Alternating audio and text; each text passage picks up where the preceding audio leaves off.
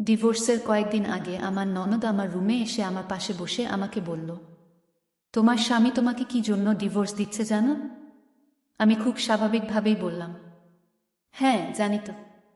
বিয়ের 3 বছরেও আমি তাকে বাবা ডাক শোনাতে পারিনি, এটাই হয়তো মেইন কারণ। কিংবা আমি সংসার করার মতো মেয়ে না। আমার কোনো দোষ খুঁজে পেয়েছে, তাই হয়তো তোমার ভাই আমাকে আর রাখবে না। শুধু তোমার ভাই না তো, তোমার বাবা মাও তো চায় না আমি আর এই সংসারে থাকি। আমার কথা শুনে আমার ননদ বলল, তুমি অনেক বোকা একটা মেয়ে। তোমার সন্তান হয় না তোমাকে ডিভোর্স দেওয়ার কারণ এটা না। তাছাড়া এখন এসব কারণে কেউ কারো সাথে পবিত্র সম্পর্ক ছিন্ন করে না। টাকা হলেই তো বাচ্চা দত্তক নেওয়া যায়। এরকম নিচ্ছেও অনেকে, এতে করে তো আল্লাহও খুশি হয়। একটা গরিব ঘরের বাচ্চা আরাম আয়েশে বড় হবে। আর আমি যতদূর জানি সন্তান না হওয়ার জন্য বেশিরভাগ ক্ষেত্রে স্বামীরা দায়ী। কিন্তু আমাদের পুরুষ শাসিত সমাজে এই দোষটা মেয়েদের ঘাড়ে চাপানো হয়। তোমার স্বামী অন্য কোনো কারণে তোমাকে ডিভোর্স দিচ্ছে। বাবা মায়ের কথা বাদ দাও, তারা যেখানে টাকার জন্য আমাকেই বয়স্ক পাত্রের কাছে বিয়ে দিতে চায়, সেখানে তুমি তো অনেক দূরে।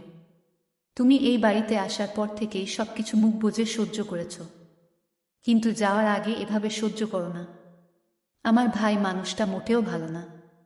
তার কাছে মেয়েদের শরীরটাই আগে। তাকে আমি ছোট থেকেই চিনি। তার জন্য আমি আমার কোনো বান্ধবীকেও বাসায় আনার সাহস পেতাম না। তোমার স্বামী হয়তো অন্য কোনো মেয়ের প্রতি আসক্ত। হতে পারে সেটা তোমার কোনো আপনজন। তুমি এত সহজেই হার মেনে নিলে ওরা তোমাকে এভাবেই মিথ্যা অপবাদ দিয়ে তাড়িয়ে দিবে? নাদিয়া কথাগুলো বলে চলে গেল। এই বাড়িতে একটা মানুষই আমাকে কখনো ছোট করে কথা বলে না।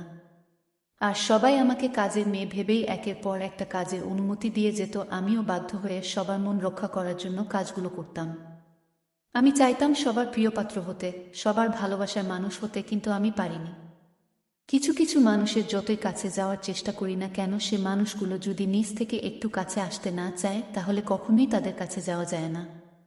তারা কখনোই চায়নি আমি তাদের কাছে গিয়ে তাদের কাছ থেকে একটু আদর স্নেহ পাই। অথচ আমি তাদেরকে সবসময় নিঃস্বার্থভাবে ভালোবেসে গিয়েছি।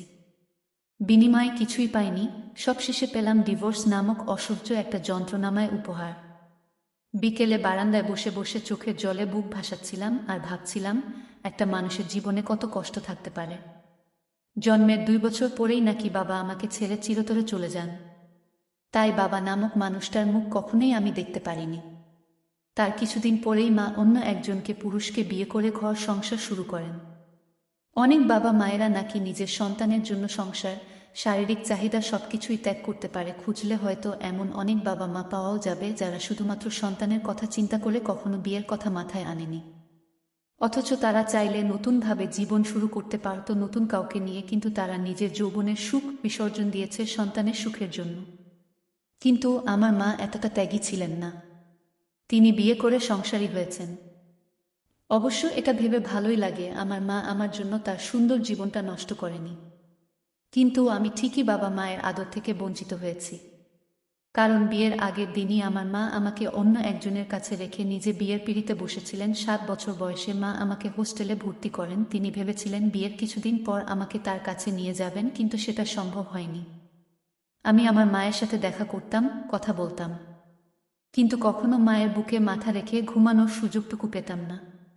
কারণ আমার মা আমাকে তার নতুন স্বামীর বাড়িতে নিয়ে যাক, এটা ওই বাড়ির কেউ চাইত না।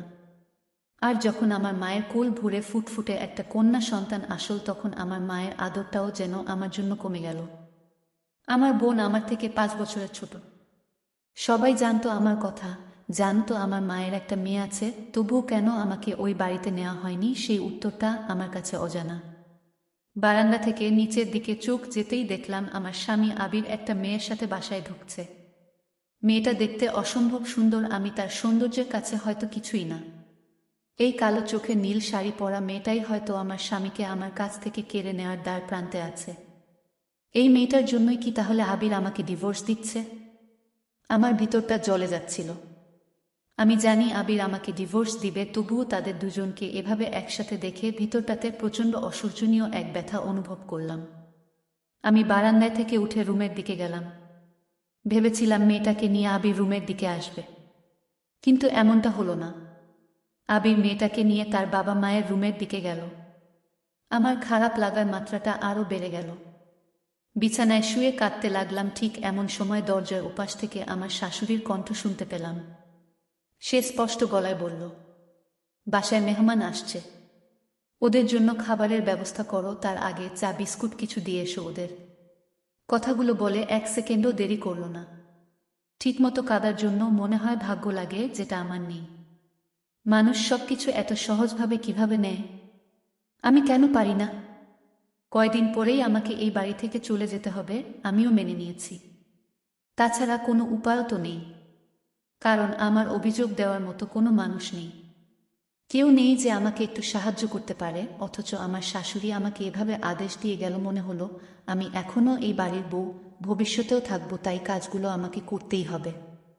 আমি চা বিস্কুট নিয়ে যখন আবির আর মেয়েটার সামনে গেলাম, তখন নিজের প্রতি অনেক ঘৃণা হলো। নিজের স্বামীকে অন্য একটা মেয়ের কাছে স্বেচ্ছায় তুলে দিতে হচ্ছে বাধ্য হয়ে।